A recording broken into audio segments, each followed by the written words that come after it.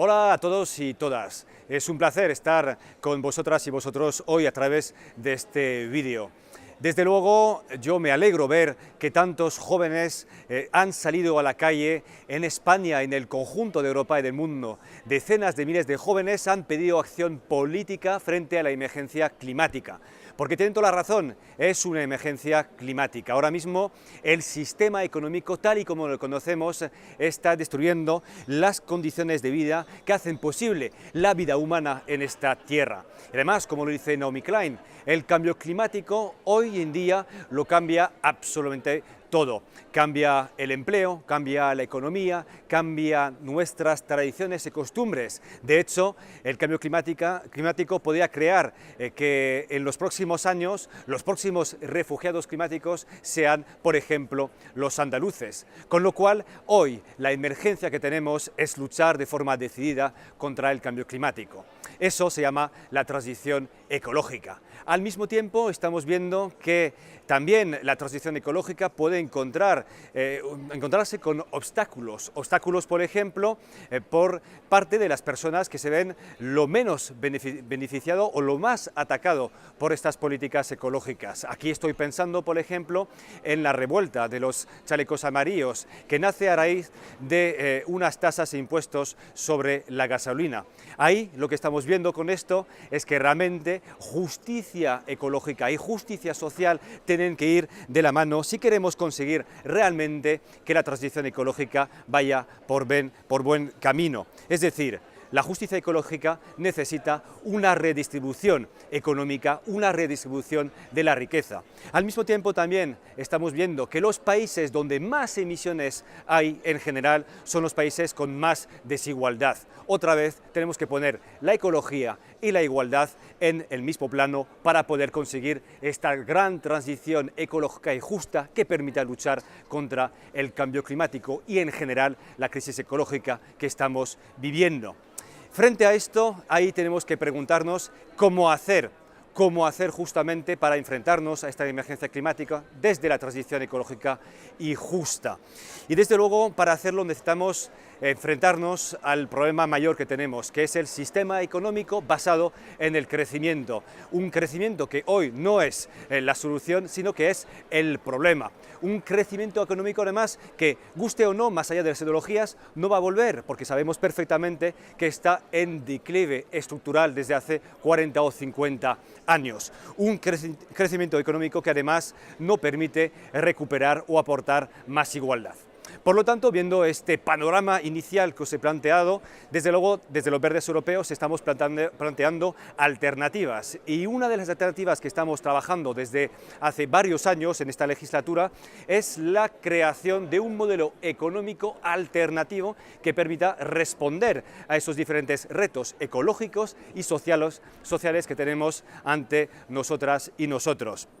Para eso hemos creado una modelización nueva, alternativa a los modelos clásicos conocidos que se basan todos en el crecimiento. Este modelo se llama el modelo Eurogreen. Es un modelo que hemos trabajado con la Universidad de Pisa, con el think tank Cogito de Suecia y también con la red Research in the Growth. Este modelo se basa en la economía macroecológica, se basa en los postulados del post-keynesianismo y se basa también en los postulados de la dinámica de sistemas. Y lo que busca son tres grandes objetivos. Primero, la reducción de la huella ecológica, por un lado. Segundo, la igualdad, es decir, la justicia. Y tercero, también el equilibrio fiscal. Y para esto hemos introducido en ese sistema, en esta modelización, varias propuestas políticas, donde encontraréis la reducción de la jornada laboral, la tasa sobre el carbono, el mix energético más o menos renovable y también las tecnologías. Y, por supuesto, la renta básica. Porque pensamos que si queremos una sociedad más justa, más igualitaria, que además responda a la transición ecológica, la renta básica es una de las políticas que tenemos que incluir. Y por tanto la hemos puesto como una de las políticas posibles para responder a este gran desafío ecológico y de justicia. Viendo esto, lo más interesante es ver los resultados de este modelo económico que hemos hecho, introduciendo estos diferentes factores, estas diferentes políticas. Lo interesante es que ya os puedo decir, aunque os podéis imaginar, que esto es muy complejo. Existen muchas interacciones complejas entre las diferentes políticas, sean sociales o energéticas. Por ejemplo, no existe ninguna solución mágica ni ninguna política como tal que va a solucionar este reto de complejidad que tenemos ante nosotros y nosotras. Desde luego, por ejemplo, hemos visto que la renta básica puede ayudar muchísimo en reducir las desigualdades, lo que estamos buscando por un lado, pero ojo, según cómo se vaya haciendo, también puede aumentar el consumo por otro lado, o el consumismo también, lo que iría en contra del objetivo de reducción de emisiones de gases de efecto invernadero. Con lo cual, lo que estamos buscando con este modelo es modelizar cuanto mejor posible las diferentes interacciones que existen en estas diferentes políticas necesarias para conseguir al mismo tiempo justicia y ecología. Por ahora pensamos que tenemos que profundizar en este modelo, un modelo donde hemos puesto más recursos ahora mismo para intentar saber cómo podríamos aportar respuestas fiscales o respuestas que equilibran mejor estas diferentes propuestas y medidas. Por supuesto, si queréis jugar con este modelo, lo podéis encontrar incluso en Internet. Si entráis el Green Model dentro en Google, podéis encontrar directamente este modelo y podéis vosotros mismos jugar con esto y ver poniendo más o menos reducción de jornada laboral, más o menos tasas sobre las energías sucias, más o menos renta básica y ver al final el resultado que tenéis. Lo más importante es recordar que esto es un sistema complejo y como tal no hay respuesta mágica. Pero lo que sabemos es que tenemos que profundizar en este modelo para aportar una respuesta completa frente al desafío que tenemos. Pero una vez dicho esto, también me gustaría trasladaros la necesidad de profundizar en más medidas, porque la transición ecológica también tiene dos otras señales muy importantes. Por una parte, la relocalización. La transición ecológica se hará más fuerte cuanto más local producimos y más local consumimos. Por aquí nos parece muy interesante vincular cuanto más se pueda la renta básica, por ejemplo, con las medidas de relocalización. En ese sentido, es muy interesante ver cómo se podría combinar una renta básica con una moneda local. Ya sabéis que existen proyectos en ese sentido, como por ejemplo en la moneda local de Demos en Canarias, pero me parece muy importante que profundicemos en ese sentido, porque la renta básica también, como tal, tiene que ser una herramienta que lleve de forma concreta, lógica, hacia la transición ecológica. También aquí podríamos mirar cómo una renta básica se puede combinar con otras medidas de la transición ecológica, de esta relocalización a través de grupos de consumo y de producción, por ejemplo, o otros tipos de cooperativas que ponen en marcha a nivel local esta gran transición ecológica que necesitamos. También la renta básica tiene que ir con otra medida que es importantísima dentro de lo que es la transición ecológica, porque la transición ecológica también va de límites por abajo, es decir, que nadie pueda vivir por debajo del umbral de pobreza, pero también límites por arriba, porque en un planeta finito, desde luego tiene que haber también consumos finitos y también rentas finitas, es decir, en este caso, una renta máxima. Es importantísimo siempre poner en la balanza la renta básica con la renta máxima como dos medidas que van de la mano. Por último, para terminar, me gustaría también ponerlo en su contexto europeo, porque ahora mismo, como sabéis, tenemos muchos debates sobre el futuro de la Unión Europea. Desde mi punto de vista, estoy convencido de que la Unión Europea es una respuesta necesaria frente a los grandes retos sin fronteras que tenemos ahora mismo, como el cambio climático, las desigualdades y también la geopolítica mundial, con gigantes como China o Rusia. La Unión Europea necesita mirar menos hacia adentro y más hacia afuera para saber que unidos tenemos más posibilidad de poner en marcha esta transición ecológica y justa. Para esto me gustaría hacer mención al proyecto o a las propuestas de Philippe Van Parijs, un gran defensor de la renta básica, que nos recuerda que la Unión Europea puede tener tres pilares para refundarse de cara a los próximos años. Lo primero es una reforma refundación o repensar el demos europeo para tener más solidaridad dentro del continente, más fuerza para poder abordar el siglo XXI. Lo segundo es una lengua franca, que en este caso él propone el inglés. Y lo tercero y más importante en este caso es la renta básica. La renta básica como una medida fundamental, central de un proyecto europeo renovado. La renta básica, de hecho, lo debatimos hace poco en el Parlamento Europeo. Hubo un debate muy interesante sobre rentas mínimas, que esa es la propuesta principal que hace la Comisión Europea o que hacen los diferentes partidos mayoritarios, pero algunas voces, como la mía, por ejemplo, hemos pedido una renta básica que puede ser una de las señas de identidad más importantes de la Unión Europea, porque hoy en día la Unión Europea, frente a los desafíos que hemos comentado, frente al cambio climático, frente a las injusticias y frente a la geopolítica mundial, tiene la capacidad de ofrecer un modelo alternativo. Un modelo alternativo que no se base en el crecimiento, que se base en el poscrecimiento o una prosperidad sin crecimiento, que se base en políticas novedosas que permitan al mismo tiempo encontrar un equilibrio medioambiental y al mismo tiempo una justicia social. Y ahí es donde creo que la renta básica puede ser fundamental siempre y cuando sabemos ponerla en marcha, la sabemos ponerla en común y sabemos combinarlas con otras alternativas y otras políticas que son también fundamentales para reducir el consumo, reducir la producción y saber tener un sistema que respete los límites del planeta. Y al mismo tiempo una renta básica, una Unión Europea que realmente defienda a los más vulnerables, que defienda a los más desfavorecidos y que favorezca la libertad. Y todo esto puede ser realmente lo que fundamente la Unión Europea del siglo XXI, una transición ecológica justa donde la renta básica juegue un papel central junto con otras medidas ecológicas y energéticas. Con esto os dejo y espero que os vaya bien las jornadas y que sigamos debatiendo y hablando de estas medidas para que el mundo, para que la sociedad pueda vivir bien y cubrir sus necesidades básicas dentro de los límites del planeta. Muchas gracias. Bueno, mi nombre, como ha comentado Javier, es Alberto Fraguas. Bueno, antes de nada, gracias primero a vosotros por estar aquí. Pon la siguiente, mirar a ver si lo podéis ver desde el fondo, a ver si lo leéis bien. ¿Lo veis, no? Vale. Bueno, gracias a vosotros por estar aquí, gracias al Ayuntamiento, gracias a mis queridos compañeros que están aquí dándolo todo por la renta básica de ATAC, gracias a CES, por supuesto.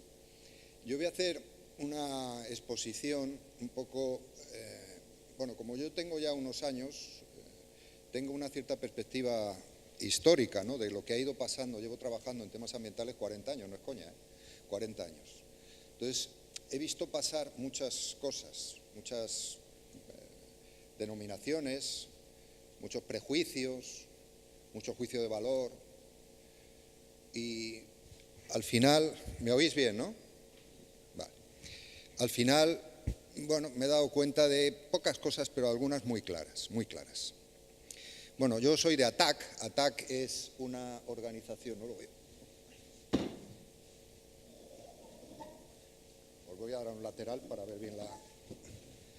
ATAC, como veis, es la Asociación de Tasación de Transacciones Financieras y de Acción Ciudadana. Esto quiere decir que somos una organización que es la famosa tasa Tobin, algunos quizá lo conozcáis, lo recordéis. Bueno, es una asociación que nació precisamente para fomentar la tasa Tobin, ¿no?, que es la tasa de tasaciones financieras. Entonces, hace 20 años nos llamaban unos viejos rojos, ¿no?, y unos peligrosos revolucionarios, ¿no? Ahora el impuesto de transacciones financieras está metido ya en diferentes programas electorales de la izquierda, en la Unión Europea lo están debatiendo, etcétera, ¿no? Es decir, que a veces esto te sorprende, ¿no?, de una cosa que hace un tiempo era imposible, 20 años después es absolutamente posible, ¿no? Somos una organización de acción ciudadana, somos activistas. También es cierto que consideramos que decía Gramsci, ¿no?, de la verdad revolucionaria. Esto en temas ambientales es clarísimo que la verdad es revolucionaria. Bueno, muchas de nuestras acciones están soportadas por bases diría, técnicas o científicas de cierta envergadura, ¿no? Es decir, ATAC es activismo, pero sabemos perfectamente dónde nos podemos mover y con qué criterios técnicos y científicos nos podemos mover, ¿no? Obviamente, cuando estás hablando de movimientos sociales contra el neoliberalismo, que es nuestra seña de identidad, estamos en contra del capitalismo. O sea, claramente somos anticapitalistas, y voy a explicar qué es eso del anticapitalismo, porque muchas veces la gente se queda y dice, hostia, anticapitalistas, viejos, rojos, o tal, ¿no? Bueno, voy a intentar explicar por qué somos anticapitalistas, ¿no? Derivado de esto, del neoliberalismo y sobre todo de la financiarización de la sociedad en que estamos viviendo, que es digamos, el elemento central de la lucha de ATAC, está evidentemente las desigualdades sociales, económicas y las ambientales. Como ha dicho Marchellesi, cuando se habla de desigualdades, luego profundizaré en ello, sociales y económicas, estamos también hablando de desigualdades ambientales, ¿no? Y por supuesto, ATAC es un movimiento de alta globalización. Nosotros sí pensamos que una globalización puede ser, digamos, buena, puede ser incluso sostenible, ¿no? Pero una globalización completamente diferente a la que se ha dado, por supuesto, y la que con los mimbres en que está ahora mismo la sociedad y el modelo económico se puede dar. Sí pensamos que es factible una globalización, pero una muy diferente de la que se ha dado hasta ahora, ¿no? Bueno, ATAC se organiza. Bueno, ATAC en España no es una organización muy abundante de gente, seremos unos 5.000 personas, 4.000 y pico me parece que somos, muy focalizado, demasiado focalizado en Madrid prácticamente está la mitad de ATAC, se está potenciando, como mis compañeros aquí ilusionadísimamente están tirando para adelante en muchísimos territorios ATAC. En Valencia hay grupos que están cada vez más activos. Uno de los temas que curiosamente están siendo más un elemento, vamos, catalizador de procesos es precisamente el tema de la ecología política, ¿no? El tema relación cambio climático, ecología, desigualdades económicas, ¿no?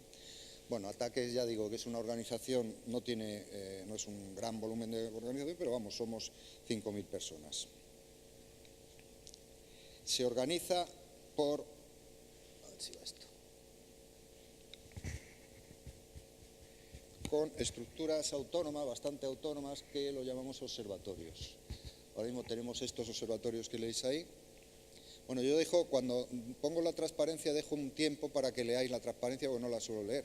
No es que me haya dado un pasmo, que no es descartable, pero doy un tiempo para que leáis, ¿no?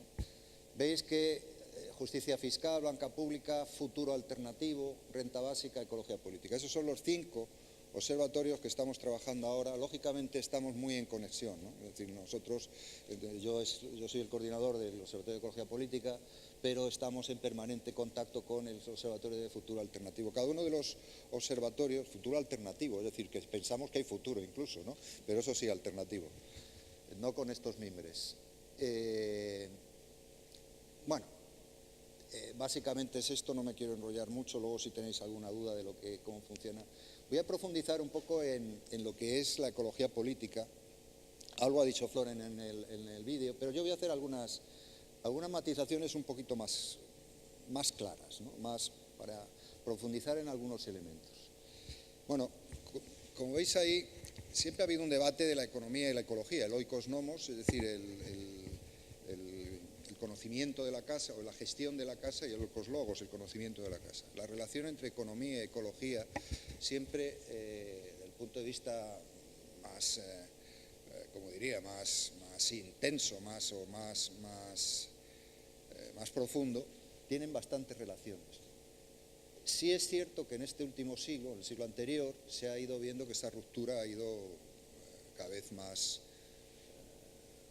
clara, ¿no? Entonces, por eso digo yo ahí que esa ruptura es antisocial y anticivilizatoria. Estamos en una crisis, luego lo profundizaré un poco con el cambio climático, lo cual no quiere decir que salgamos por aquí a tirarnos por los balcones y tal, pero la situación a efectos de cambio climático y la situación a efectos de todos los datos que tenemos a nivel ambiental son los peores que han existido en la historia de la civilización humana. se pueden hacer muchos análisis, muchos estudios, muchas historias. Yo era de los que hace 30 años creía que se podían hacer esas historias y ahora me he dado cuenta de que realmente o cambiamos el modelo o estamos a punto de caer en el precipicio. Y perdonad que hable en estos términos, pero luego veremos algunos datos relacionados con el cambio climático. Una idea central: la degradación ambiental y los déficits sociales tienen el mismo origen. Cuando hablamos, los ecólogos hablábamos en su momento de equilibrios ecosistémicos, en realidad lo que estamos hablando también es de equidad social. Hay muchísimos ejemplos y el gran ejemplo es el cambio climático. El cambio climático no es ni más ni menos que, el otro día tuve ocasión de hablarlo con Trump, me dijo que sí, que estaba de acuerdo conmigo, que la constatación del fallo del modelo. Es un indicador claro de que el modelo económico que lleva rodando un siglo y medio, no me retrotraería a cuando al principio del capitalismo, pero en este último siglo y medio, después de la revolución industrial, es cuando empieza el cambio climático. Hace 35 años, que en un Congreso Nacional de Medio Ambiente tuvimos una primera mesa que yo moderaba hablando de cambio climático y todavía había, en ese entorno de cosas, había negacionistas, ¿no? O sea, había gente que negaba el cambio climático. Bueno, cuando hablábamos, insisto, de los equilibrios ecosistémicos, estamos hablando de equidad social y, por tanto, de un capital natural que se integre en el capital convencional. Esta frase es de Herman Daly, de un economista ambiental, ¿no? De un economista ambiental. Hay muchos economistas que ya se van incorporando al terreno de la ecología. Y hay un tema que quiero que penséis mucho en esa frase, que es la 3, 4, 5. En tanto en cuanto los recursos naturales son bienes comunes, que lo son generadores de derechos. Nosotros tenemos derecho a que no haya cambio climático, tenemos derecho a que haya biodiversidad, tenemos derechos a que al agua. Hoy es el Día Mundial del Agua. El Día Mundial del Agua es el 22 de marzo. El agua es un derecho humano desde 2010. Está considerado como derecho humano, abastecimiento y saneamiento. En tanto que los recursos naturales son bienes comunes y son fundamentales, incluso antropológicamente, en la evolución de la sociedad humana, de las sociedades humanas, ha sido fundamental los recursos naturales. En tanto en cuanto son bienes comunes, precisamente por eso son bienes comunes, porque son elementos antropológicamente comunes, ¿no?, de la evolución humana, ¿no? Son bienes comunes, son generadores de derechos. Eso tiene mucha implicación, ¿no? Mucha implicación. Y además son derechos concatenantes. Quiero decir que cuando hablamos del derecho a la salud, tiene mucho que ver con los problemas de contaminación atmosférica que se están dando, los problemas de cambio climático que se están generando fundamentalmente en las grandes ciudades. Yo provengo de Madrid y es un escándalo cómo está la situación en Madrid desde no solamente hace 4 años, con el nuevo. Además, afortunadamente en ATAC somos bastante ácratas, entonces no estamos adscritos a ningún tipo de política concreta ni de partido concreto. Somos una organización política pero apartidista completamente, ¿no? O sea que me da igual quién haya gobernado. La cuestión es, en cualquier caso, estos últimos años sí es cierto que se ha puesto el énfasis un poquito más en la ciudad de Madrid en los temas de contaminación atmosférica, pero la situación de las ciudades, de las grandes ciudades de problemas de salud, tienen que ver con el cambio climático. Y yo tengo derecho a que no haya problemas de salud, porque tengo derecho a la salud. No solamente a la mortalidad, sino a la morbilidad, a los problemas de salud que hay. Pero eso pasa con el agua también, tanto en abastecimiento como en saneamiento, ¿no? Tengo derecho a un saneamiento, tengo derecho a que se saneen las aguas, ¿no? En fin, que son derechos que están concatenados, ¿no? Bueno, estos son los objetivos básicamente que lo he retratado antes. A veces nos cuesta en ATAC, en la propia organización, que ahí tiene una alta carga de un peso específico muy potente de economistas, fijaros que a estas alturas de la película, pero nos cuesta, de alguna forma, que comprendan que la ecología es una parte de la economía, ¿no? Yo diría incluso al contrario. Pero no quiero tampoco ser tan... Pero efectivamente hay muchos economistas que no terminan de ver esa esa relación entre los oikos que decía antes, ¿no? Bueno, es importante concernir a TAC en un discurso unificado, pero fundamentalmente es absolutamente esencial, es una línea de trabajo, con independencia de que nosotros dentro del Observatorio de Ecología Política estemos muy en contacto con organizaciones ambientalistas, organizaciones ecologistas, etcétera.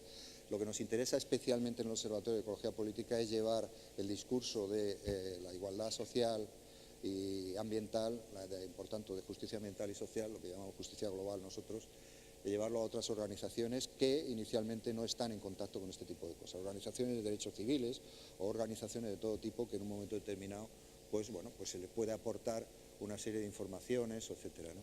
Bueno, las herramientas estamos en todas las plataformas que tendríamos que estar.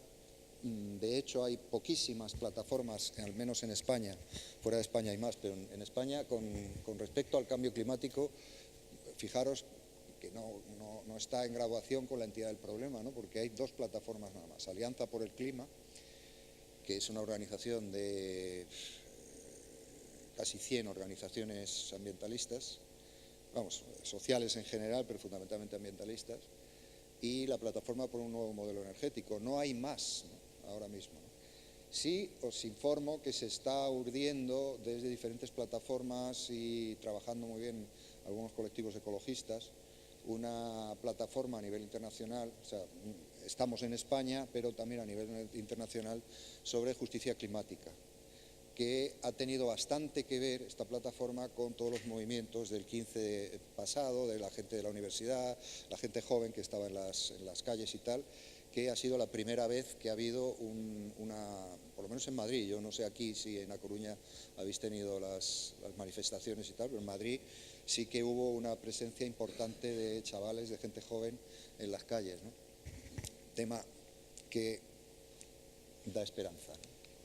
Bueno, hay una, ya digo, que, y lo iréis viendo, se está urdiendo una plataforma de justicia climática al menos a nivel europeo, importante, ¿no?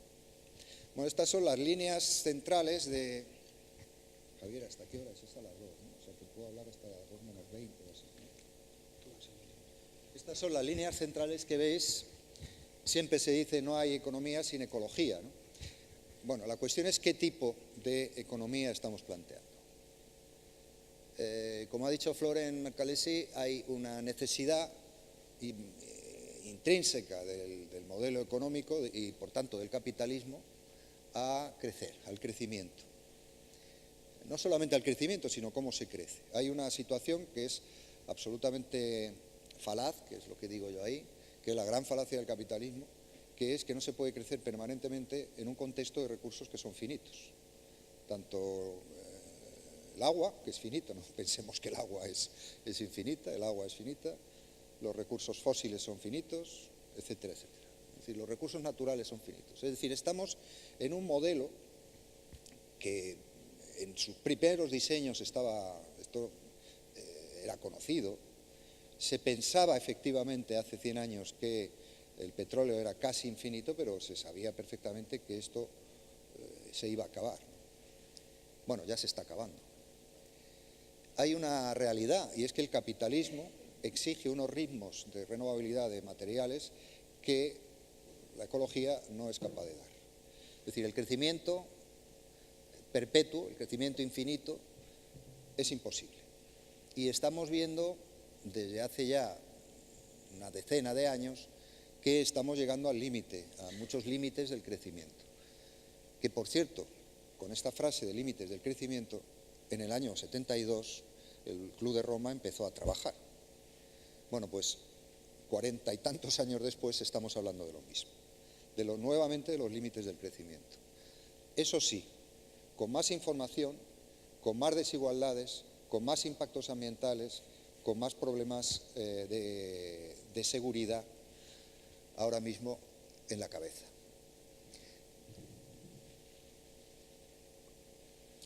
Hay una situación que el capitalismo siempre va a estar reinventándose permanente, y es crear las nuevas dependencias que digo. Muchas de esas nuevas dependencias están generando problemas que muchas veces no los conocemos.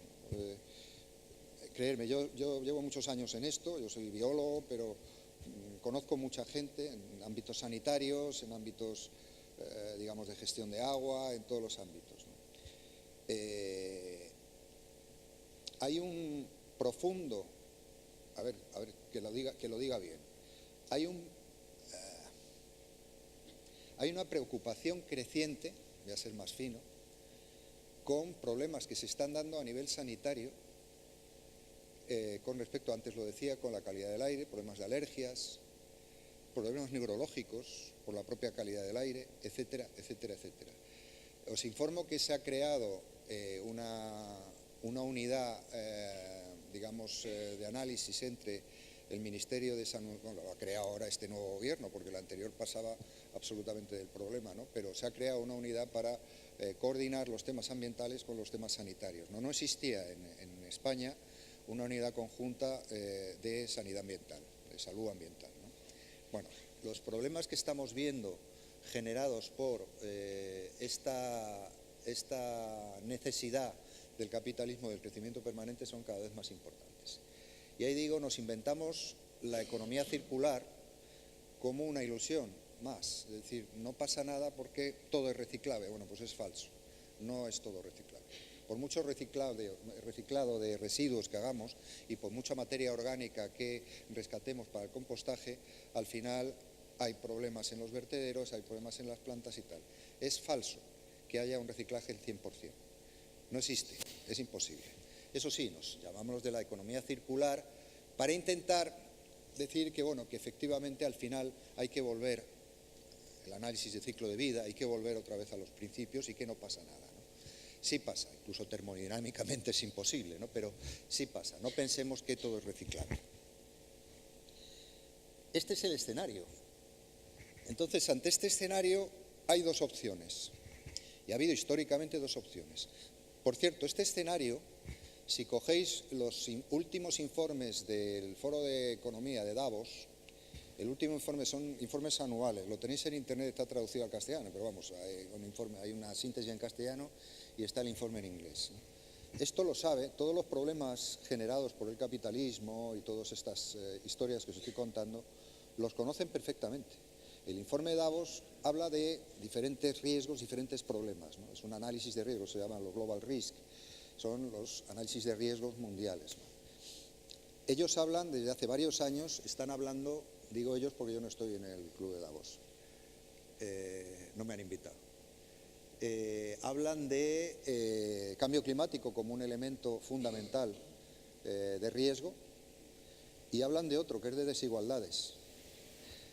Para el capitalismo las desigualdades obviamente son un problema, pero si unimos que lo unen cambio climático y desigualdades, estamos en un gran problema. Decía que hay dos opciones, es decir, ante una situación pues de riesgos evidentes a nivel ambiental, de inseguridad, es decir, a mí me gusta hablar de sostenibilidad en tanto en cuanto lleve a la seguridad global, es decir, en esos términos tenemos que, yo creo, que movernos.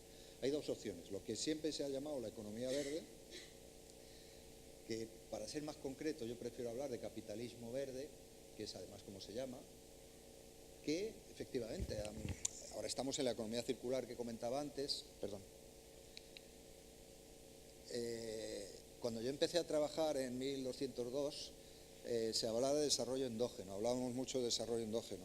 Algunos quizá que estemos aquí os acordaréis de las agendas 21 locales, ¿no?, del 92. Luego surgió el concepto de desarrollo sostenible y sostenibilidad, luego economía circular, los objetivos de desarrollo del milenio, los objetivos de desarrollo de sostenibilidad, ahora la Agenda 2030. Todo esto es capitalismo verde, lo cual no quiere decir nada. Quiere decir que es capitalismo verde, es decir, no se intenta modificar el modelo. El modelo sigue siendo el mismo, pero vamos a ver cómo de alguna forma podemos prevenirlo, podemos corregirlo, etcétera, etcétera, etcétera. Hay otra opción, que es el plan B, que es una revisión completa del modelo económico productivo que tenemos. Cuando digo completa, es completa. Completa es modificar los patrones, los paradigmas, los objetivos de consumo, etcétera, etcétera, etcétera. Complicado, complicado, pero es el otro modelo. A eso se llama, la ciencia económico-ecológica lo llama economía ecológica, la diferencia entre una economía verde, que es capitalista, y una economía ecológica que no lo es. Este modelo de economía ecológica es la que se plantean determinadas actuaciones que estén, como veis ahí, en equilibrio con los ciclos naturales, que tengan en cuenta los ciclos naturales, que sean armónicos, a mí me gusta mucho esa palabra, con los ciclos naturales. Se puede hacer en planificación hidrológica. De hecho, ahora mismo yo estoy trabajando en un proceso de transición hidrológica precisamente considerando los ciclos naturales. Se puede hacer en temas energéticos, etcétera, etcétera. Luego, si hay posibilidades, ampliamos un poco, ¿no? Vamos a ir al modelo, los resultados del modelo A. Este es el último informe, digo el último, salió en los papeles, en los periódicos, hace 15 días. Estos son los datos, los indicadores que está manejando Naciones Unidas de cómo está la situación actual del planeta. Esto es muy curioso. Desde Naciones Unidas y desde muchas organizaciones internacionales, desde muchas instituciones públicas, están amenazando, están diciendo que los problemas del planeta son cada vez más acuciantes. Y sin embargo, no tomamos las decisiones adecuadas. Nos inventamos subterfugios. Ahora el último son los Objetivos de Desarrollo y Sostenibilidad. Yo soy muy crítico con eso porque he visto cómo han evolucionado los otros Objetivos de Desarrollo del Milenio. La realidad es esta, ¿no? Yo no quiero tampoco profundizar porque hay poco tiempo, pero los datos que tenemos ahora mismo a nivel de biodiversidad, este es el informe GEO6 de Naciones Unidas, hace poco también salió un informe de no sé cuántos miles de científicos. Son informes, estos salen cada X tiempo, ¿no? De los científicos que nos siguen alertando de los problemas que tenemos, ¿no? He comentado los temas de cambio climático. Mirad, yo llevo hablando, dando la brasa como se estoy dando ahora, como 25 años, ¿no? Hace 25 años, en temas de agua, donde pongo ahí 1.000 millones de personas no tienen abastecimiento y 2.000 no tienen saneamiento, esas mismas cifras las están manejando ahora, prácticamente hace 25 años. Los Objetivos de Desarrollo del Milenio, que antes decía, tenían unos objetivos para eliminar los problemas y el derecho humano, limitar los problemas de abastecimiento y tal, ¿no? Ahora mismo los problemas siguen siendo exactamente los mismos, sobre todo para las mujeres en países de África o Asia, ¿no? Es decir, hay un problema ligado al acarreamiento de agua con la mujer en estos países y, por tanto, problemas de salud, problemas de violaciones, etcétera. Pero vamos, lo digo porque es bastante duro que sigamos planteando indicadores, realidades que llevamos muchos años hablando de ellas y que no cambian, o no cambian en la velocidad y en la graduación que tendría que cambiar. Y esa es la puñetera verdad. Floren lo sabe perfectamente. Markelesi, en la Unión Europea esto es conocido, ¿no? Me ha llamado la atención que el compañero Floren no hablara de capitalismo, no ha empleado la palabra capitalismo. El problema es el capitalismo. Lo que pasa es que es muy duro decir, porque nos gusta tener móviles, tener no sé qué, habrá que definir otro modelo, ¿no? Habrá que ir a otro modelo.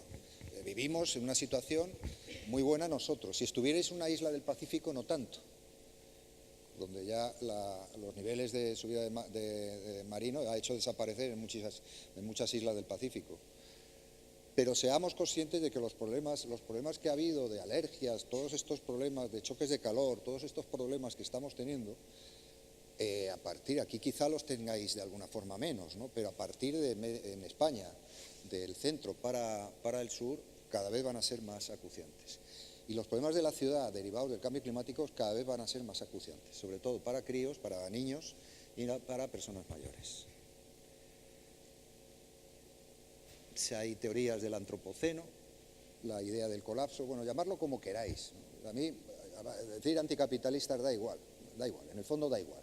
Llamarlo como queráis. Yo defino capitalismo porque es como se define el modelo, ¿no? Lo que quiero ser claro es que con el actual modelo económico que estamos llevando adelante, e insisto, este es un dato que se conoce hace bastante tiempo, no es una cosa que haya venido de antemano, esto es imposible de seguir. Y hay muchísimos, afortunadamente, que sois jóvenes. Vosotros no lo vais a notar demasiado, pero vuestros nietos seguro, vuestros nietos seguro.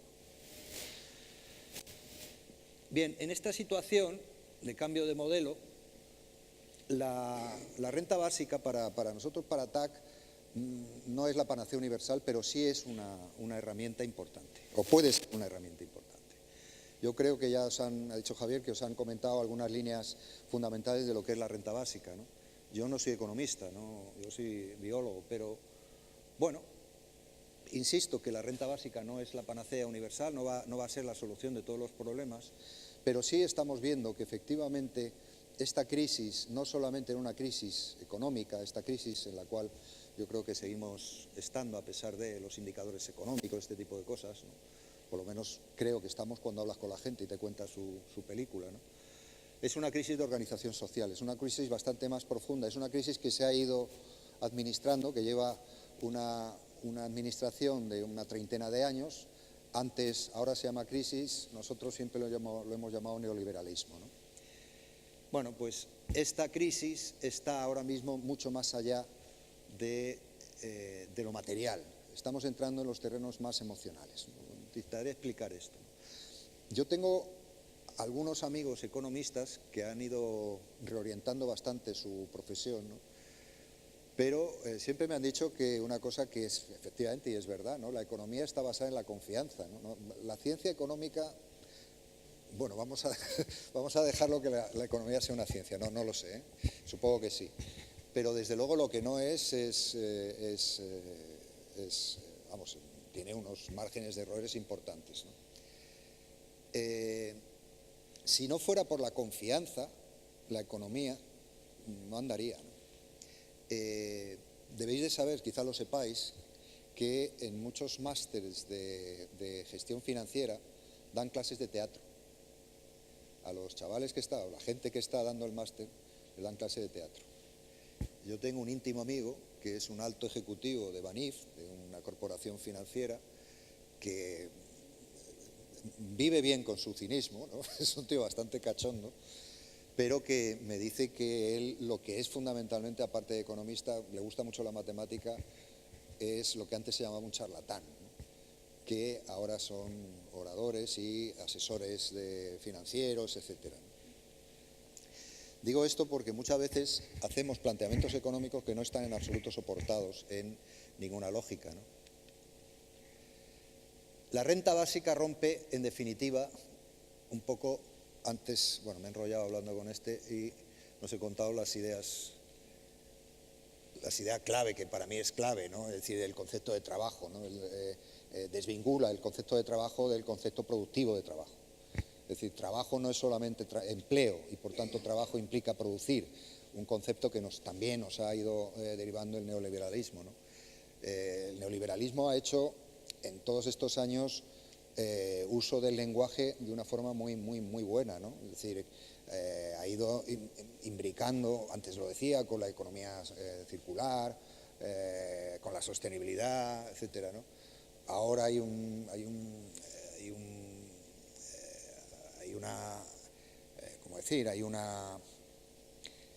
potencia no una potencia, un replanteamiento por parte del neoliberalismo de cómo adaptarnos a esta situación con nuevos lenguajes, ¿no? Por ejemplo, en términos ecológicos, habla mucho en vez de hablar de funcionalidad ecosistémica, y además se lo ha comprado las instituciones, porque las instituciones lo compran inmediatamente, ¿no? Están hablando de servicios ecológicos, ¿no? ¿Qué cojones de servicios? Un ecosistema funciona, no me da servicios en sí mismo, ¿no?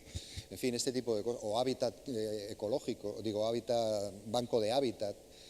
Una de las cosas que estamos viendo en muchos proyectos que todavía se dan, dice, bueno, pues haces un determinado proyecto y este proyecto tiene estos impactos ambientales. Bueno, no pasa nada porque compenso con un banco de hábitat que hay no sé dónde, ¿no? Bueno, este tipo de terminologías están calando, aunque, bueno, de alguna forma estamos intentando pararlas de alguna forma. Bueno, el tema de renta básica, la idea fundamental yo creo que es esa. Es decir, cuando la acción humana no es necesariamente solo para producir, la acción humana y por tanto el trabajo es para hacer muchas cosas. y vamos a entrar en esas cosas. Por tanto, rompe producción, empleo, consumo, cambia ese paradigma de tanto tengo, tanto valgo, es decir, lo que ahí un poco más finamente hablo de calidad de élite, ¿no? Es decir, por lo que se profundiza en el equilibrio, por tanto entra en un nuevo concepto de reequilibrio, en ecología se llama homeostasis, es decir, de recirculación, de reequilibrios del propio modelo. Cambia una visión productivista, no es que la cambie la renta básica, pero contribuye, insisto en eso, la renta básica no es la panacea universal. Es decir, no pensemos que después de un modelo que se va a pique, viene la renta básica y lo resuelve. No, no seamos tan frívolos, ¿no? Pero sí es cierto que la renta básica tiene mucho que hacer en este sentido.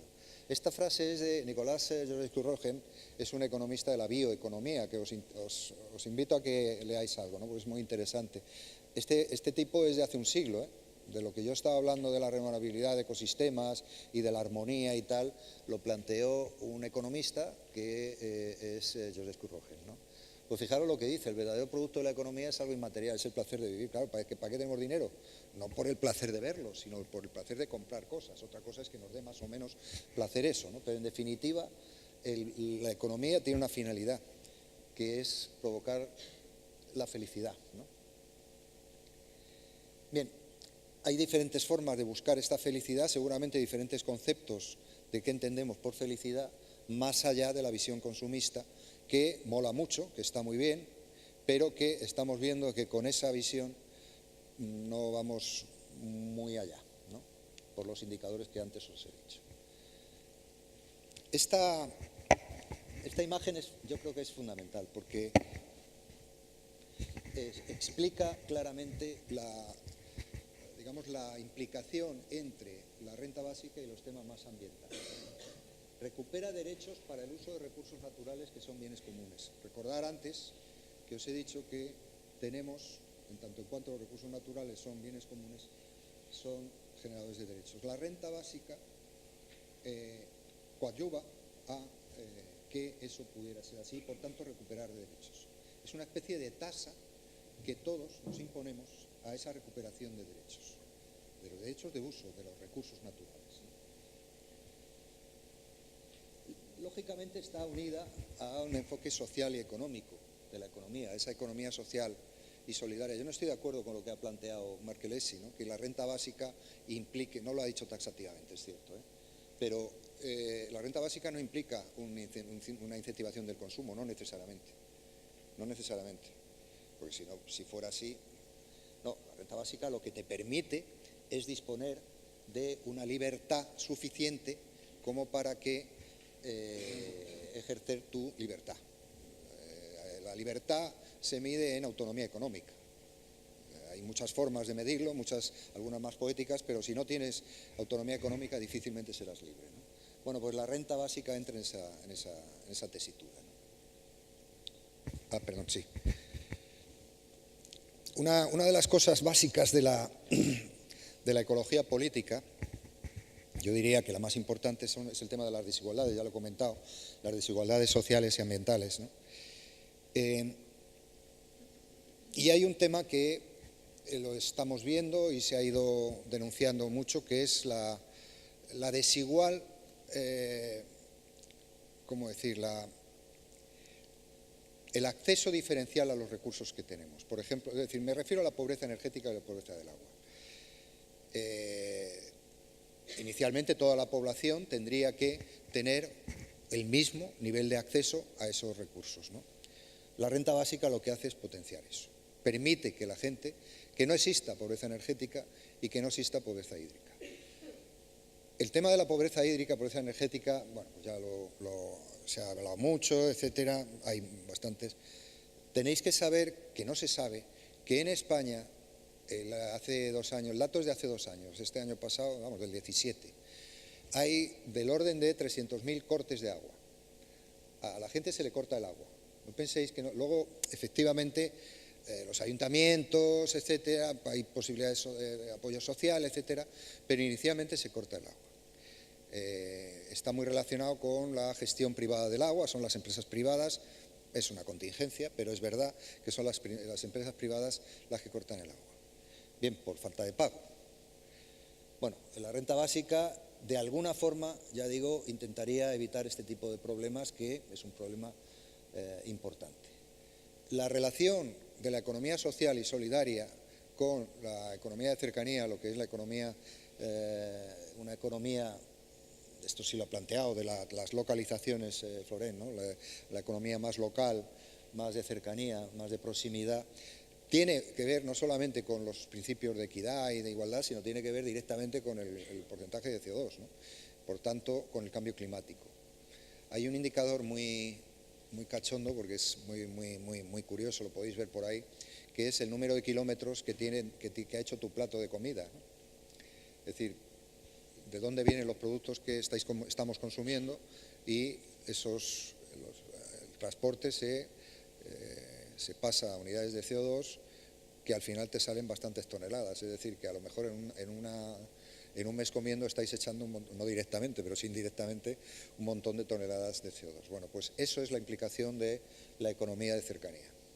Es decir, no es ninguna tontería a estas alturas de la película del cambio climático, de cómo está la situación del cambio climático, esta economía de cercanía. Bueno, la renta básica, en los sitios donde se ha aplicado, ha habido algunas muestras, que supongo que hablaréis de ello, tiene muchísimo que ver con el potenciar la economía social y solidaria, ¿no?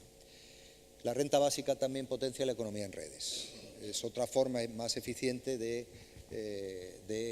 lo que los viejos Sácratas decían autogestión, ahora se ha redescubierto, y se habla de eficiencia ecológica, ¿no? Bueno, pues la autogestión es eficiente ecológicamente, ¿no?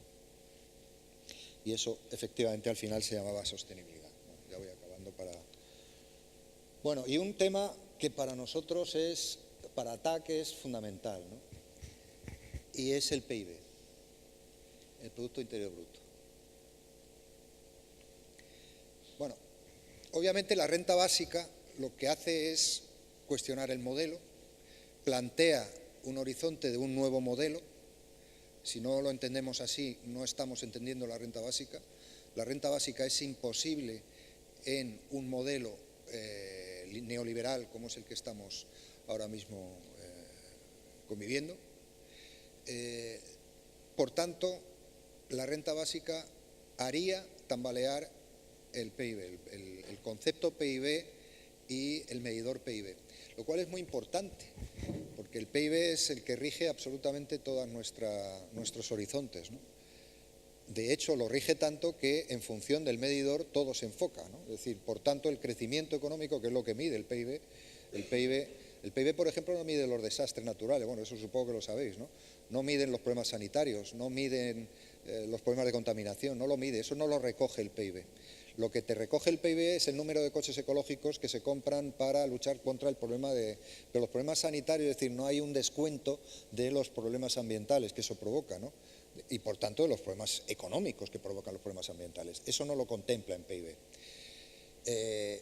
Por tanto, el plantear una renta básica lo que hace de alguna forma es cuestionar claramente el PIB y profundizar en otros medidores, que los hay muchísimos otros medidores que no se han puesto en marcha, mucho más integrales, que no es el mero balance contable, que es lo que implica el PIB. Nosotros la lucha en ATAC contra el PIB es una lucha que tenemos muy marcada, porque es una lucha clarísima que, bueno, pues que en definitiva es la que nos define, no la naturaleza, que es la lucha contra el neoliberalismo, que en definitiva es lo que mide el Producto Interior Bruto. Y bueno, y nada más, luego ahora con las preguntas seguimos hablando, ¿vale?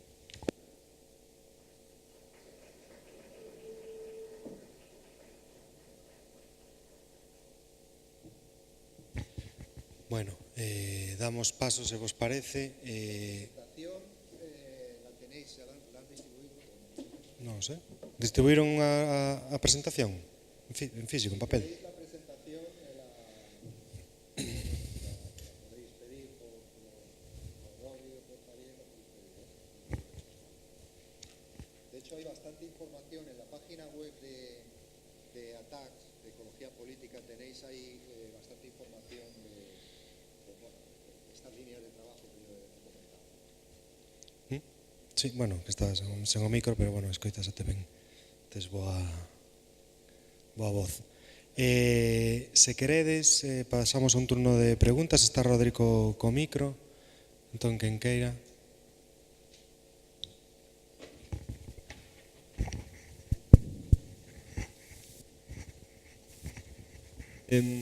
Tenía dos preguntas, quizás no tanto que ver con la renta básica, sino con el ecologismo, y más bien, sobre todo ahora que está...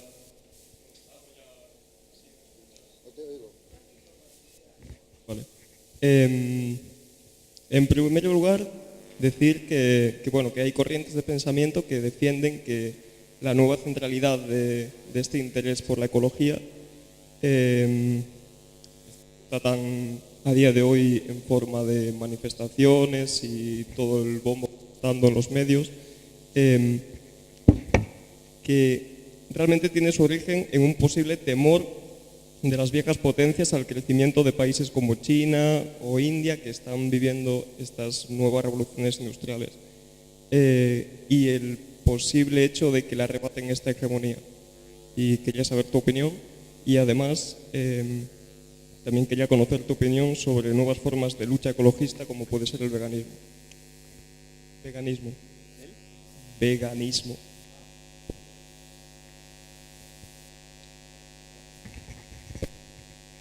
El movimiento ecologista nació hace un siglo, con Thoreau.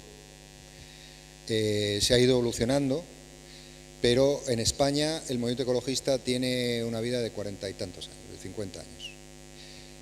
Otra cosa es cómo se ha ido redefiniendo y los fantasmas que han aparecido. China es un gran problema, sobre todo a efectos de cambio climático. Es cierto que ellos están haciendo un esfuerzo tremendo, porque China es el que genera más, es prácticamente el 30% del CO2 que se genera a nivel planetario procede de China, ¿no? India está en el 7, el 8%, Estados Unidos el 15%, ¿no? Y en la Unión Europea el 8, el 10%, ¿no? El movimiento ecologista no hay que vincularlo a ningún país, etcétera, ¿no? Trasciende los países, yo creo que es lo que tenemos que ser conscientes, ¿no? Y más ahora en la situación en que estamos, que los indicadores son los peores que antes os comentaba. Mira, por tiempo no os he podido decir de amigos míos que están trabajando en la Agencia Estatal de Meteorología, llevan muchos años haciendo modelos de cambio climático, ¿no? Bueno, ahora mismo estamos en el peor de los escenarios. Hace 15 años hicieron esos modelos, ahora mismo estamos en el peor de los escenarios que marcaron los modelos, con datos concretos. Prácticamente los últimos 10 años, según los datos del CEDEX, del Centro de Experimentación de Obras Públicas, implican, ahora voy otra vez, que son datos que os quiero dejar en la cabeza, ¿no? En estos 10 últimos años, a nivel estatal, a nivel España, en estos 10 últimos años el descenso de precipitaciones ha sido del 20%. Del 20%.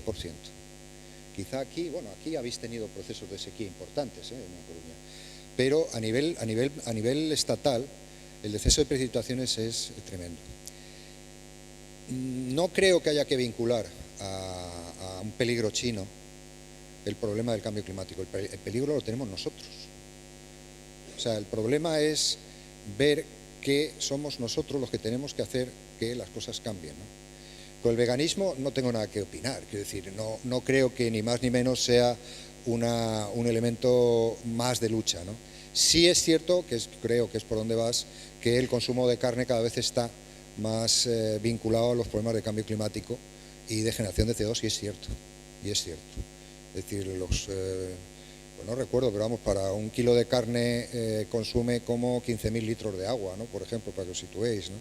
Es decir, que el consumo de carne en general es un gravísimo problema para el cambio climático. Pero fíjate, yo creo que forzar a que todo el mundo fuera vegano, yo creo que sería un poco difícil, ¿no? Es cierto, el indicador es cierto. Yo conozco veganos también que son muy infelices, o sea que no depende de lo que comas, sino depende de cómo seas, ¿no? El problema, yo de verdad que no creo que sea comprometernos uno, tú eres vegano, por tanto yo no sé qué. El problema es muy superior. El problema es de modelo económico. Tú puedes ser vegano y ser un perfecto, tú no, digo en general, y ser un perfecto capitalista, ¿no? De hecho, el Corte Inglés eso lo tiene muy claro, ¿no? Lo mismo que la agricultura ecológica.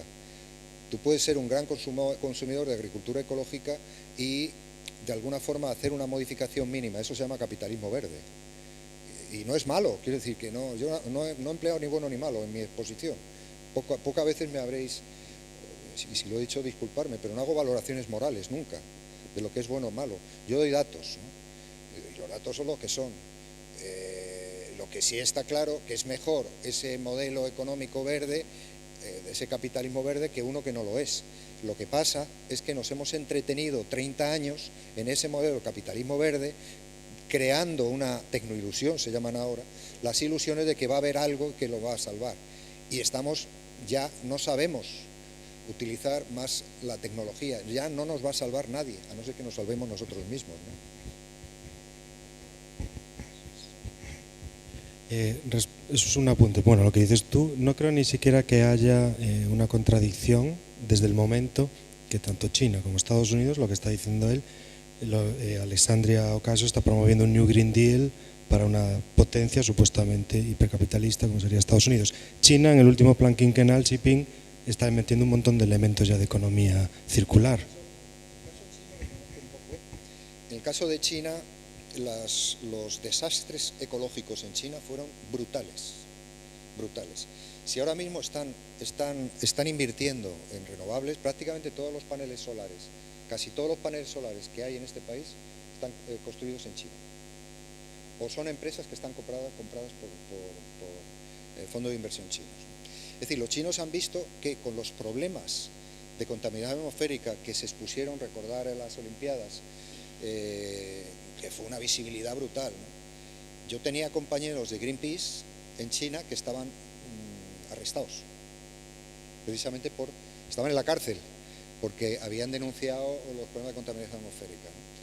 Es decir, que China ha sido un país muy jodido, muy duro, ¿eh? Y si ahora está en un proceso de revisión de todos los problemas es porque no lo soportan más, porque no podrían soportarlo más, ¿no? A pesar de todo, se habla mucho de China, de las inversiones que están teniendo de energías renovables y tal, pero por ejemplo no se dice nada de los problemas de minería que tienen, de minería en China, bueno, en China y aquí en España, pero bueno, sigue habiendo problemas con los residuos, etcétera, etcétera, ¿no?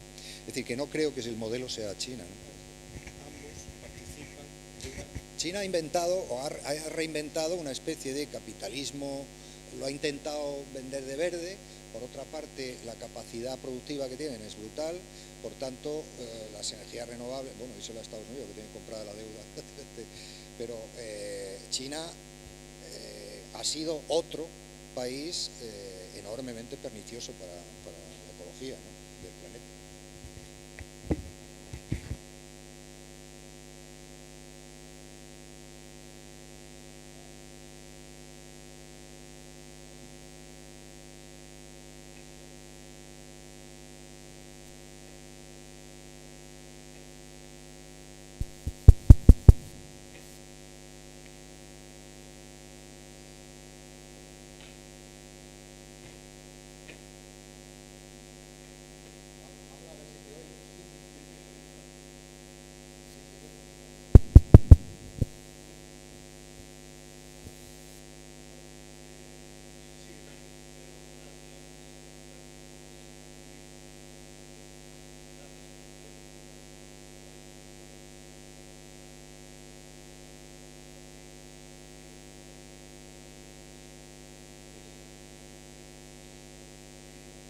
¿Te parece?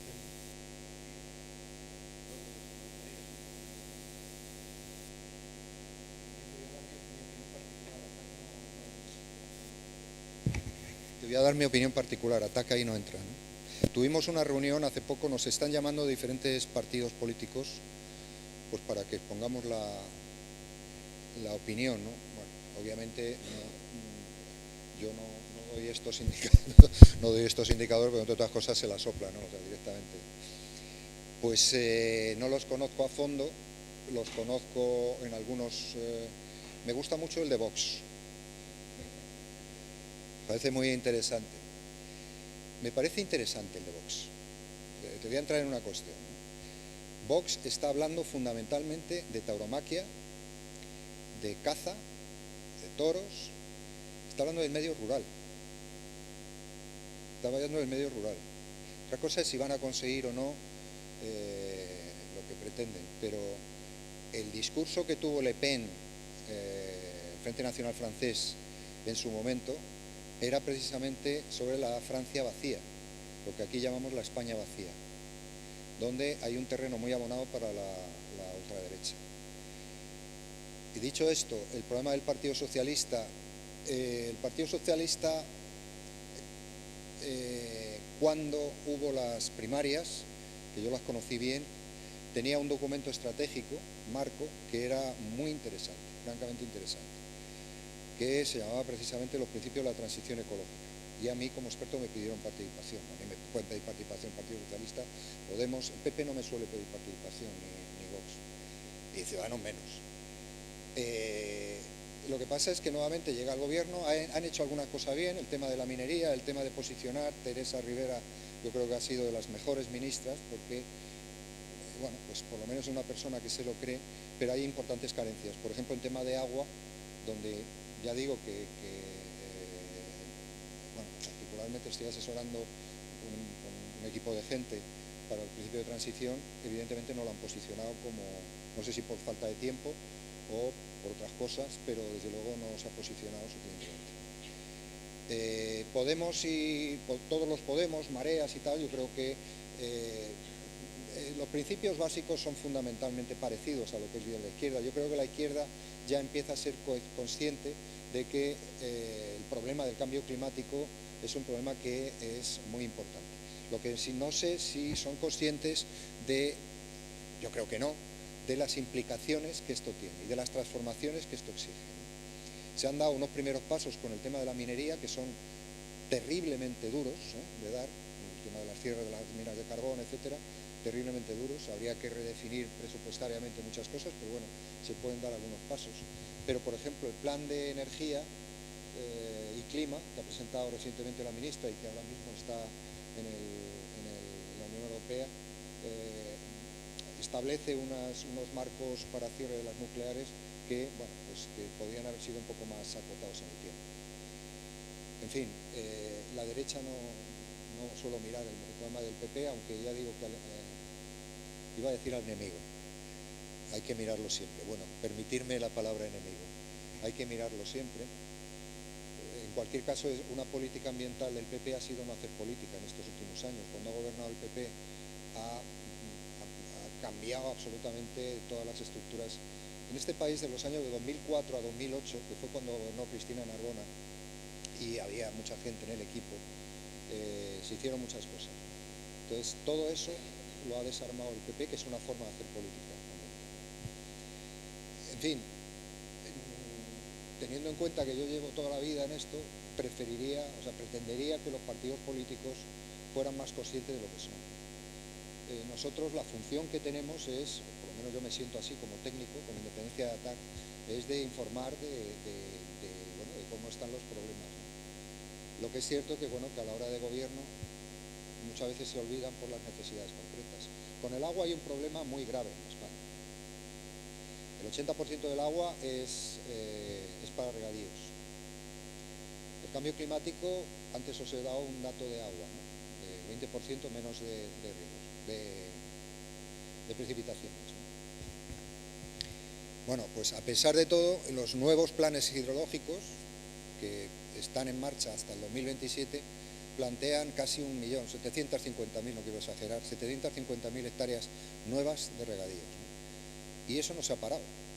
Es que es absurdo, no va a haber agua para esos regadíos, ¿no? Y es más, lo que se está potenciando son un proceso de financiarización de los derechos concesionales del agua, ¿no? Es decir, tú tienes unos derechos determinados y mediante una ley que el PP aprobó y que el Partido Socialista en estos años de gobierno no les ha dado tiempo. A mí me aseguraron que sí que querían, porque hay que redefinir la ley de aguas completamente, hay que parar eso. En fin, se hizo un proceso de refinanciarización de las concesiones de agua, ¿no? Esos procesos de refinanciarización al final siempre generan desigualdades. Entonces ahora mismo no hay agua para la agricultura y el proceso de agricultura se ha distanciado, se ha hecho cada vez más desigual entre la agroindustria, la agroagricultura de Murcia y Almería con la pequeña agricultura que sería el resto, ¿no? Pero a pesar de todo, un dato, sigue habiendo casi 750.000 nuevas hectáreas de regadío que no va a haber agua para ello, pues a pesar de todo no se han parado. Perdonad que me enrolle, pero es que suelo hacerlo, ¿no?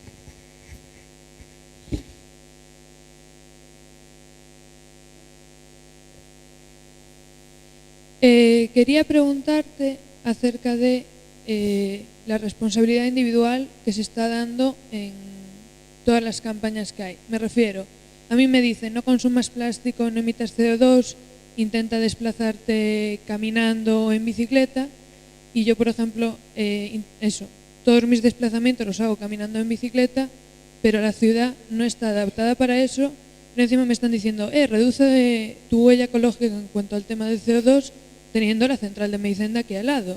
O sea, yo lo que estoy viendo es que se responsabiliza mucho individualmente todo el cambio climático, cuando en realidad, bueno, como dices tú, como estabas comentando tú durante la presentación, son las grandes potencias y las grandes empresas las que más están perjudicando el planeta. Entonces, quería comentarte eso, si ves demasiada responsabilidad individual en vez de centrar el problema en las políticas. Pues es una buena pregunta. Mira, hay una cosa que tenemos que ser conscientes, ¿no? El modelo económico lleva funcionando 4 siglos, 5 siglos. Las cosas no se cambian de un día para otro, con independencia de que cada vez tengamos más prisa, ¿no? Porque el cambio climático no está en el guión.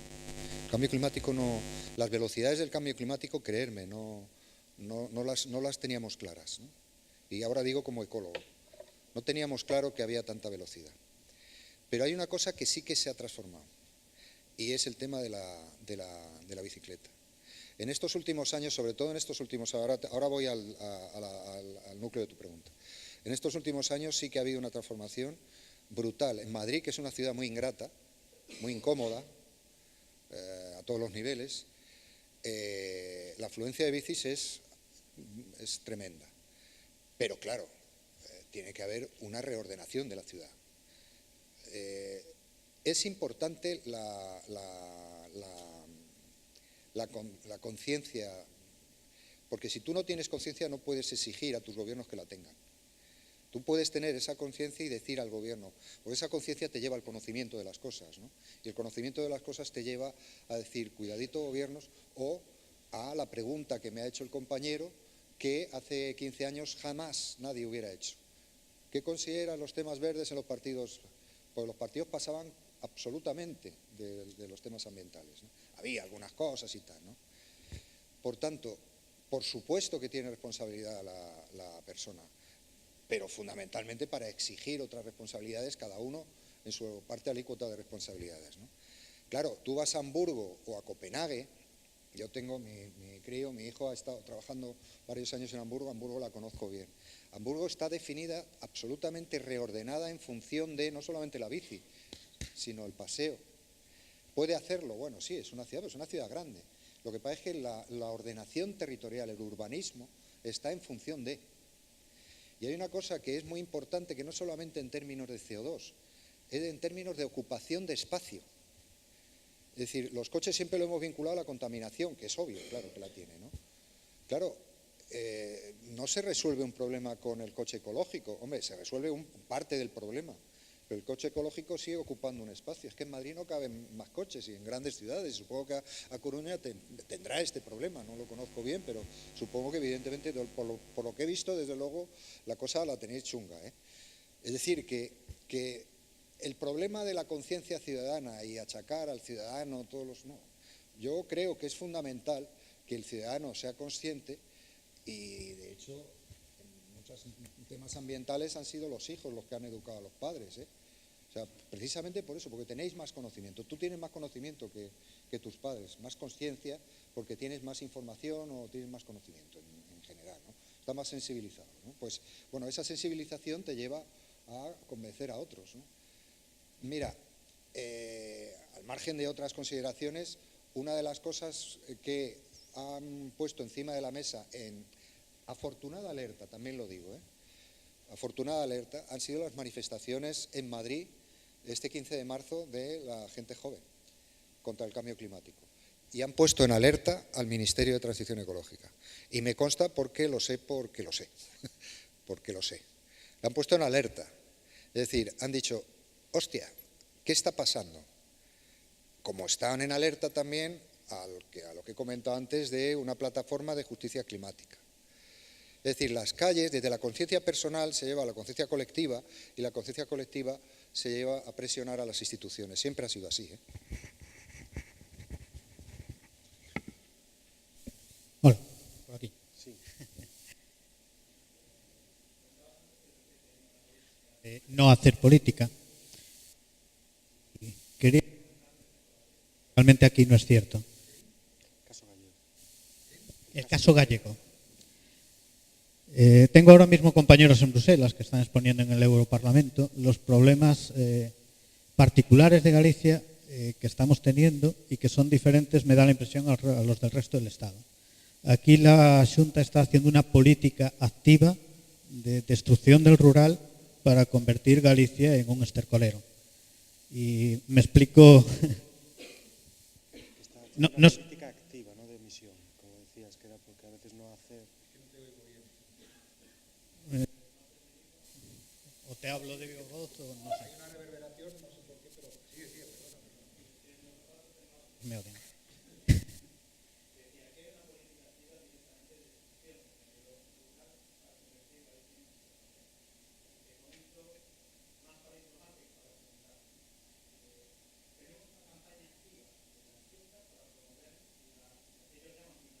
Minería sostenible, que en realidad es sostenible económicamente externalizando costes, pero realmente es una destrucción medioambiental brutal.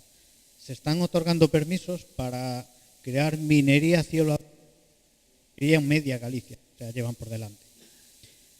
Hay otro problema también muy gordo, y es que en Galicia el 80% de los acuíferos hace 8 años eran ya de agua no potable. Y estamos invirtiendo aún más en macrogranjas de cerdos y de vacas que están llevando a problemas gravísimos de no tener agua potable en comarcas enteras. Y hay un tercer problema que conoce muy poquita gente y que estamos tratando de darlo a conocer, que es que en Galicia hay un montón de viejas canteras abandonadas que se están recomprando no por empresas mineras, sino por empresas de gestión de residuos. Quieren convertir Galicia en un importador neto de la mierda del resto del Estado para vaciarla dentro de esas canteras. Es decir, aquí no hay una política de dejar hacer o de no tenerlo en cuenta, sino directamente de convertir Galicia en un estercolero como modelo económico para el rural gallego. Vamos a ver, ¿no? Sí, yo he oído, obviamente me refería a la Administración Central, no solamente aquí en Galicia, ¿no? El extractivismo en Castilla y León, por ejemplo, gobernado por el Partido Popular, y el extractivismo gobernado por el Partido Socialista en Castilla-La Mancha de minería es tremenda. En Madrid digo de minería porque es el mismo proceso que tenéis aquí, ¿no? En Madrid, que gobierna el Partido Popular, hay como 20 proyectos. En Castilla-La Mancha hay 20 y tantos proyectos. Muchos de ellos, bueno, se ha parado alguno por el litio, muchos de ellos son rescatando proyectos históricos que había hace muchos años y que, bueno, pues por razones económicas u otro tipo de razones, desde luego no ecológicas, se pararon en ese momento. Bueno, sí, en su momento algunos se pararon, ¿no? Aquí hemos conseguido parar alguna mina, pero es curioso, fíjate lo que es muchas de esas minerías, no sé el caso, no lo desconozco, pero mucha de esa minería es de minerales para esto, para los móviles, para las tecnologías de información y comunicación. Ya no es solamente el coltán, que habréis oído tú mucho, tal. Estamos en que la tecnología de la información y comunicación nos está liberando, pero también está liberando una contaminación a los acuíferos, etcétera, muy importante. Esto es lo que tiene las paradojas, ¿no? Bueno, la paradoja de la evolución. Pero obviamente, cuando decía que la no política del Partido Popular es una forma de hacer política, es una frase que queda muy bonita, pero no es cierta. Es decir, en algunas ocasiones los gobiernos han incentivado, y específicamente es así, ¿no? Ha sido la derecha la que ha incentivado en determinadas actuaciones, rescatando la idea del extractivismo que prácticamente estaba abandonada, ¿no? Y no no sé qué es lo que ha pasado aquí, pero en algunos casos que conozco no os podéis figurar en los procedimientos de autorización ambiental a estas alturas de la película lo que yo he visto. Claro, ¿qué es lo que ha pasado? Que se han podido parar por carencias legales, por X cuestiones, ¿no? Pero es inaudito lo que han intentado pasar como proyectos válidos, ¿no? Ahora, muchos de esos proyectos siguen vivos, ¿eh? Algunos están autorizados, algunos están empezando al proceso de expropiación, etcétera. Y me refiero a la minería, ¿no? Con acuíferos tendréis que saber que en España hay un problema con acuíferos que no se le ha metido mano con los nitratos, ¿no? Eso hay que empezar a saberlo, ¿no? Cada vez son más graves los problemas de nitratos en los acuíferos.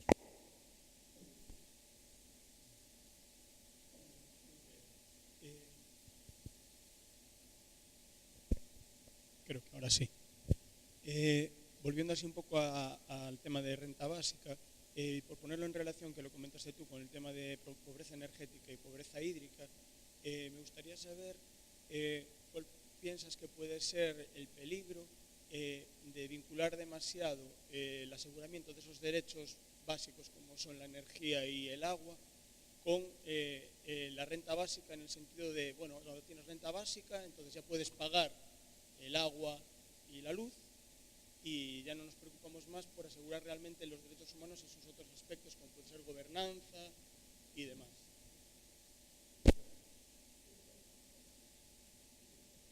Por supuesto, hombre, si nos quedamos y dice, bueno, tengo luz y tengo agua, pero luego soy un asesino,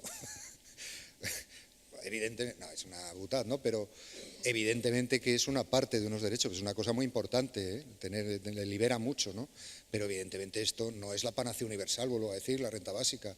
Es una parte importante que da seguridad y con esa seguridad te permite, no sé si habéis observado, por ejemplo, te permite moverte, te permite empoderarte, se dice ahora, ¿no? Si no hubiera sido por las manifestaciones de los jubilados, no quiero hacer ese equilibrio entre renta básica y pensión de jubilación, pero pensemos en ello, es decir, los jubilados han puesto la calle, la han puesto piedra sobre piedra, ¿no? Bueno, hay una cierta pulsión, hay una cierta, ¿cómo decir?, te permite, da posibilidad a seguir luchando por derechos. Claro, eso es lo que te permite. Los derechos no es uno ni dos, están concatenados, son derechos, antes lo he comentado al principio, ¿no? Son derechos que están unidos, ¿no? Pero evidentemente lo que sí es cierto que una renta básica que te permita no tener problemas de agua o tener esa liberación por esos problemas de agua y no entrar en el concepto de caridad, que es como se entra al final. A la gente no se le corta el agua en términos, se le corta, pero luego no se le abastece, pero los servicios sociales, los servicios no sé qué, no, es un derecho ciudadano. La renta básica, tú tienes derecho a ese agua y, bueno, pues lo pagas con la renta básica. No sé si me estoy explicando, porque ya yo... Como lo puedes pagar, no sigues luchando porque la gobernanza de esa agua, por ejemplo, pues no pase por una empresa privada que sigue gestionando mal, o la transparencia de la administración pública de la que depende esa gestión sigue siendo totalmente opaca, porque total, le puedes pagar agua sin yo no creo que tenga nada que ver, porque también puede ser pública. El debate público-privado del agua va a seguir funcionando como tal, ¿no? Es decir, y tiene que ver fundamentalmente con una cuestión absolutamente esencial, que son el derecho humano al agua, ¿no? El derecho humano al agua lo que te hace es llevar que la gestión sea directa y que esa gestión directa no sea una panacea universal. Yo conozco empresas, yo evidentemente estoy a favor de la gestión pública del agua, ¿no? Pero estoy a favor de que sea buena gestión pública del agua. No es una panacea universal el hecho que sea pública, ¿no? Pero es evidente que, bueno, yo no creo que tenga nada que ver. El debate de la gestión privada del agua o pública del agua, yo creo que ese debate en 20 años ha desaparecido. El agua va a ser pública.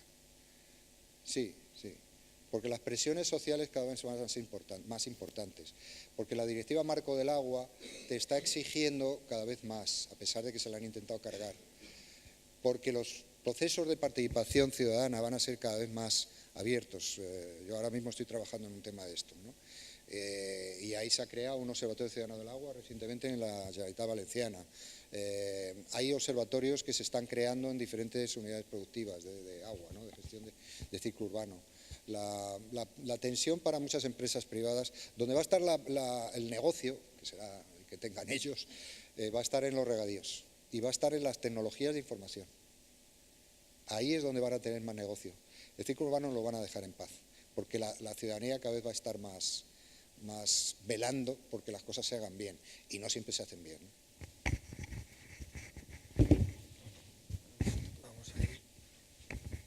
Vamos a ir cerrando la mesa, ¿vale? Son las 2. ¿Aún quedan más preguntas? Perdona. Vale, Hola. hacemos una última pregunta y... Muy bien. Hola, Sí, sí. hola. Bueno, perdón porque es bastante tarde. Hola. Simplemente quería preguntar que no sé si hasta qué punto en los análisis que estáis haciendo a futuro en clave ecológica, sobre todo teniendo en cuenta que los límites materiales del planeta nos van a impedir, sobre todo esas políticas extractivistas, ¿cómo va a tener relación con otros sistemas como por ejemplo la alimentación? A fin de cuentas hoy prácticamente todo lo que consumimos viene y ha sido recolectado por un tractor, etcétera, etcétera, y en un futuro sabemos que sin esas extracciones, etcétera, etcétera, no se va a poder mantener estos modelos de alimentación, no se va a poder mantener las ciudades como sumideros de recursos, etcétera, etcétera. Entonces no sé si también se está trabajando en estos modelos a futuro, en una relocalización poblacional, con una vuelta rural eventualmente para volver a términos de producción ecológica producida por uno mismo, junto con la renta básica, como modo de sustento que se vuelve algo muy común en la población. No sé si se está trabajando en algún escenario de este tipo.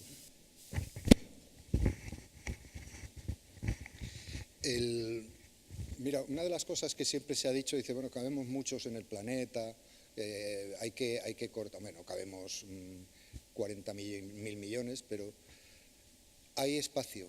Lo que pasa es que está muy desequilibrado. Hay posibilidades de incrementar eficiencias en los sistemas alimentarios, mejoras en los sistemas alimentarios. Hay espacio suficiente, hay posibilidades de hacerlo, hay capacidades técnicas hidropónicas y de cualquier tipo como para tener. El problema es de las desigualdades tan brutales que hay, y hay un capitalismo muy ligado a la industria agroalimentaria evidente. Tendréis que saber que África está siendo comprada prácticamente por fondos de inversión americanos y chinos, ¿no?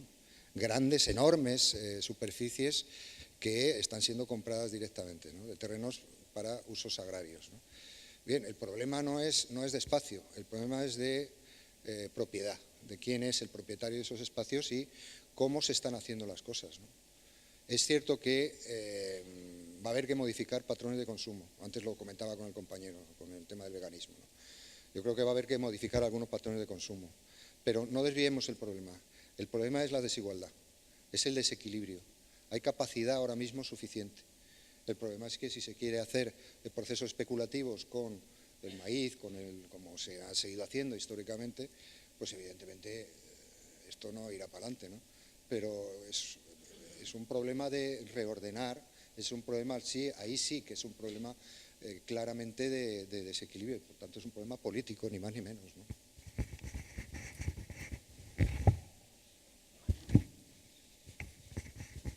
Bueno, ahora sí, vamos a dar por concluida la sesión de esta mesa y nos vamos a ver después de comer en la siguiente, que empieza a las 4:30.